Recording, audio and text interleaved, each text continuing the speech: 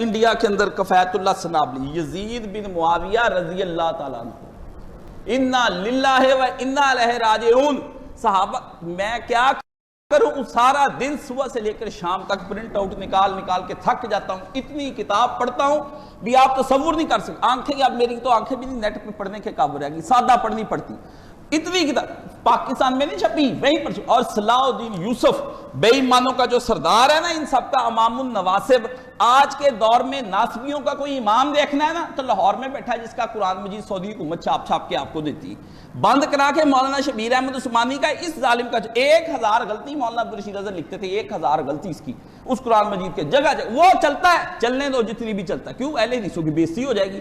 اپنا یہ اس کے اوپر تقریر لکھی بھی، حق لکھیا یہ لڑکا ابو فوزان کفایت اللہ سنابلی حافظ اللہ. وہاں پر ہے یہ نوجوان، دماغ اس کا بھی بڑا خراب. اس نے بھی یزید کو رحمت اللہ علیہ بنانے میں کسر کوئی نہیں نکال کے رکھی صحابہ سے. لیکن یہ ماننا پڑتا ہے. مولانا اسحاق نے اتنا تو منوا لیا، آگے اور منوا لیں گے. ذرا ٹھہر جاؤ، پہلے تو بات کرنا ہی جرم ہو گیا تھا نا، اب سب کچھ ہو گیا. کتابیں ان کی اپنی ہیں. لوگ مجھے کہتے کاشر صاحب اس کی کتاب کا جواب دے، پچھلے سال سے بھی کہہ رہے ہیں. میں نے کہا یار آنے دو، پاکستان بین لگا ہوا تو کتاب نہیں آئی.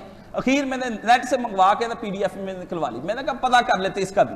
ماننا پڑتا ہے.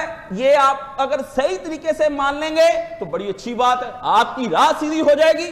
اور شیعوں کو چھوڑ دیں. میں آپ سے واللہ آپ کو کہتا ہوں شیعوں کو چھوڑ، کچھ بھی نہیں ہے وہ، کوئی شے ہی نہیں ہے وہ، بالکل اڑا دیں گے علمی طور پر، کچھ نہیں. اصل کمزوری آپ کے اپنے گھر کے اندر ہے. آپ دیکھیں کہ آپ حق بات کو تسلیم کر لیں کہ جو بات غلطی ہوئی یار یہ ماننی چاہیے. اور جو گروہ اپنی غلطی کی تعویل نہیں کرتا، اپنی بات مان لیتا ہے، اس کی راہ سیدھی ہو جاتی. ورنہ وہ گروہ وہیں پہ الجھا رہتا ہے. مولانا مودودی رحمۃ اللہ علیہ نے ایک بڑی پیاری بات کی تھی. انہوں نے کہا جب لوگوں کو میں دیکھتا ہوں نا کہ یہ بندے کوئی بات کا تقاضا کرتے کہ اس کی وضاحت کر، اور ان کو یہ میری غلطی لگتی تو پھر میں اس بات کی وضاحت ضرور کرتا ہوں.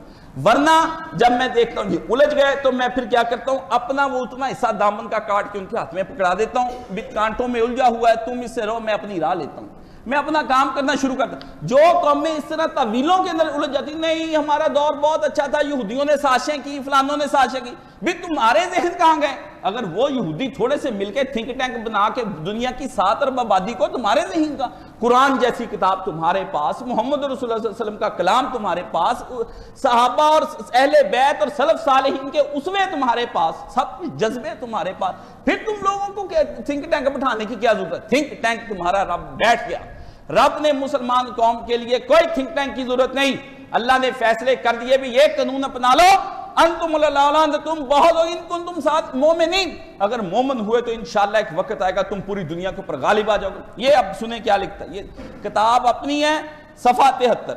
صحابہ کی غلطیاں گنواتا جاتا ہے، بھی صحابی نے غلطی کی، فلانے نے کی. حضرت حاتب بن ابی بلتا کے بارے میں آتا ہے کہ انہوں نے نبی پاک صلی اللہ علیہ وسلم کی فتح مکہ سے پہلے ہی نا خط لکھ کے ایک بھیج دیا، اور لکھ کے بھیجا بھی تم لوگوں پہ رسول اللہ آ رہے ہیں جہاد کرنے کے لیے، میرے بال بچہ تمہارے پاس وہاں موجود ہے، اس لیے تم میرے بچوں کو پروٹیکشن دینا. وہ حضور صلی اللہ علیہ وسلم نے حضرت علی کو اور ایک صحابی کو بھیجا بھی چلا جا، ایک عورت تجھے ملے گی، اس عورت کے پاس خط ہے، وہ خط لے لے خوخا کے مقام پر. حضرت علی نے پیچھے گھوڑے دوڑا دیے، پہنچے وہاں پر عورت پکڑی گئی. آپ نے فرمایا خط نکال دے، اس نے کہا خط نہیں. آپ نے فرمایا میں تو اتنی بات کہہ دیتا ہوں، جس نے مجھے خبر دی ہے نا اس سے سچا ماں نے کوئی نہیں جنا. مجھے تیری شرمگاہ کھول کے تلاشی لینی پڑی، میں کھول کے رکھ دوں گا. اللہ اکبر. دیکھو علی نے کہا کہ میں تو ایک جگہ تلاش کر لوں عورت کو. پھر اخیر اس نے اپنے جوڑے سے وہ خط نکال کے دے دیا، لے کے آ گئے حضرت علی. وہ پہلے ہی دشمن کو خبر ہو جانی تھی، انہوں نے پہلے پھر مکہ کے اندر لڑائی شروع ہو جانی. نبی علیہ السلام آ کے جب پتا چلا تھا حاتب بن ابی بلتا کو حضور نے بلا لیا بھی تو نے کیا. حضرت عمر اٹھ کھڑے ہوئے، انہوں نے کہا اللہ کے رسول اجازت دیں اس منافق کی گردن اتار دوں.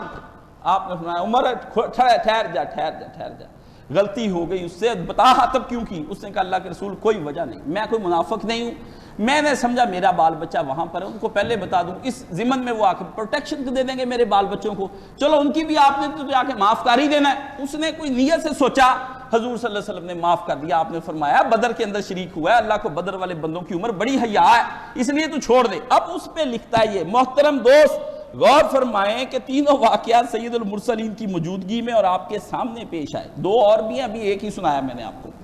تاہم نہ تو ان کی عدالت ساقط ہوئی، لفظ عدالت یاد رکھیں، یہ ہر دفعہ عدالت صحابہ عدالت صحابہ بھی، صحابہ کی عدالت جو ہے نا ان کی سچائی وہ مجروح ہوتی، لیکن یہ لکھتا ہے نہ تو ان کی عدالت ساقط ہوئی جن کے حق میں مذکورہ الفاظ کہے گئے تھے، نہ ان لوگوں کی جنہوں نے یہ الفاظ کہے تھے، یعنی ایک دوسرے پہ تنقید کی صحابہ نے، نہ ان دونوں کی نہیں ہوئی، برا بلا کہا گیا۔ اس لیے سید الاولین والآخرین یہ جانتے تھے، مرسلین جانتے تھے کہ یہ الفاظ غیظ و غضب کی حالت میں ان کی زبانوں سے نکلے تھے، اور وہ بھی اسلامی غیرت اور دینی اہمیت کی وجہ سے، لہٰذا ایسی صورتحال میں اپنے آپ پر کنٹرول کرنا ہر ایک کے بس کی بات نہیں، البتہ جن کے حق میں یہ الفاظ کہے گئے تھے ان کی برات واضح فرما دی۔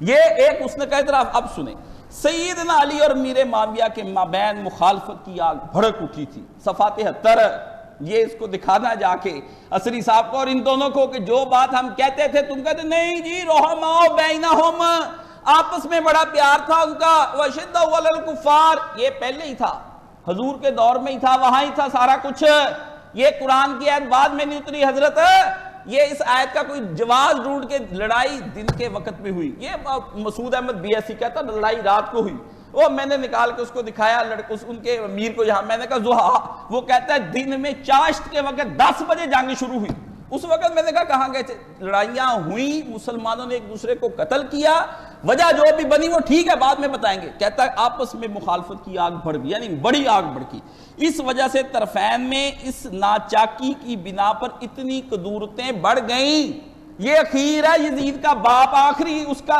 دفاع کرنے والا ماں نے جو جنا تھا نا، یہ وہ ہے قدورت، یعنی صحابی مخالفت بھی کرتا ہے، ان کی ناچاکی بھی ہوتی ہے، یہ تو ایک بات کہتا ہے نا، اور قدورت بھی بتاتا ہے، قدورتیں بھی بڑھ گئیں کہ ایک دوسرے کو برا بلا کہتے رہتے تھے۔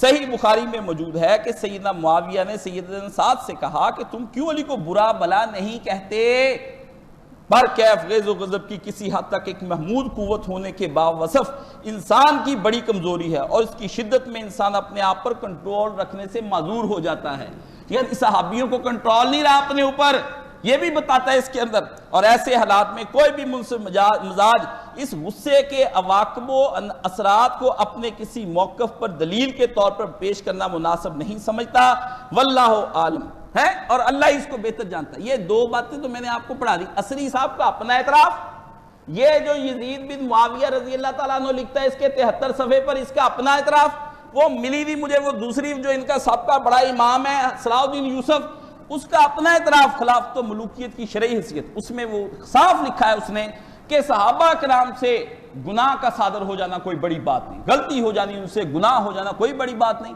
کیوں؟ مائدہ سلبی نے زنا نہیں کیا، غامدیہ جو تھی وہ زنا کر کے نہیں آ گئی، حضور نے اس کا بچہ لے کے پھر اس کو قتل نہیں کرایا، سنسار نہیں کرایا، اس کو نہیں، فاطمہ مخزومیہ چوری کر لی، نبی پاک نے اس کا ہاتھ ہی کٹایا، آپ کٹایا نا، عبداللہ حمار شراب پی کر نبی پاک صلی اللہ علیہ وسلم کے پاس آ گیا، نبی علیہ السلام نے اس کو کوڑے نہیں لگوائے، مروایا نہیں اس کو وہاں پر، یعنی اللہ کے نبی پاک صلی اللہ علیہ وسلم سزائیں نہیں دیتے تھے، آپ علیہ السلام نے ان کو دور جب ان سے غلطیوں کا ہونا ہے تو پھر انہوں نے غلطیاں، اسی طرح یہ بھی غلطیاں ان سے ہو گئیں، یہ غلطی کو بجائے غلطی بنانے کے ایک اجتہادی لفظ ہاتھ لگاتے ہیں اور اس کا ثواب بنا کے بھی غلطی کا ثواب ملتا ہے، یعنی اگر مائز سلمی زنا کرے تو اس سے اجتہادی غلطی ہو گئی اور اس کو ثواب مل گیا، غامدیہ کو بھی جو گناہ کرے گا سب کو ایک ایک ثواب ملے گا، گناہ کرنے پر زنا انا للہ و انا الیہ راجعون، یہ ان کا دماغ خراب ہو گیا، یہ سمجھتے ہیں کہ صحابی، اور دوسرا مسئلہ یہ ہے کہ صحابی غلطی کرنے سے صحابیت سے نکل نہیں جاتے، وہ صحابی رہتا ہے، اس کو کچھ اس کی عزت، اس کی تکریم، نبی کی صحبت جو اس نے اٹھائی ہوتی ہے اس پہ بدتمیزی کرنی، اس پہ گالیاں دینی، ان کے نام کو بگاڑنا، ان کا تان کرنا، ان پہ لعنت کرنی، سب و شتم کرنا، یہ بھی بکواس ہے، بالکل کوئی شے نہیں۔ نبی علیہ السلام نے فرمایا مومن نہ تانے دیتا ہے، نہ لعنتیں کرتا ہے، نہ گالیاں دیتا ہے، مومن تو کام ہی نہیں، وہ اپنی اللہ کی عبادت کرتا ہے اور اس کے علاوہ کوئی نہیں، یعنی نہ ادھر والا فریق سچا نہ ادھر والا فریق سچا، یہ دونوں فریقوں نے مل کے جو دھوم مچائی ہوئی ہے نا وہ ختم۔ اب